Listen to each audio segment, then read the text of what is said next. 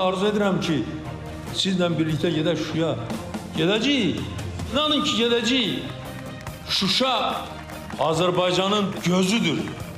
Hər bir Azərbaycanlı üçün bu iftixar bir nöqtəsidir.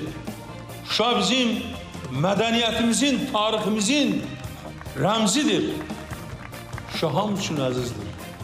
Amma tək Şuşa yox, Laçın dağları da belə əzizdir. Heç vaxt biz Laçınsız yaşaya bilmərik. Ağdam kimi gözəl bir şəhər, Füzuli, Cəbrayıl, Zəngilan, Qubadlı, Kəlbəcərin o bulaqları, Kəlbəcərin o isti susu, biz onlarsız yaşaya bilmərik, təsəvvür edə bilmərik.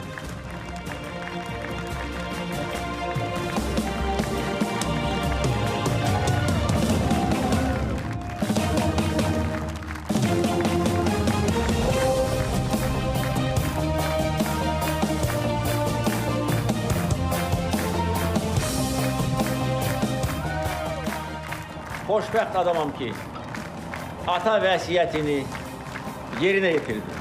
Şuşanı azad etdi. Bu böyük qələbədir.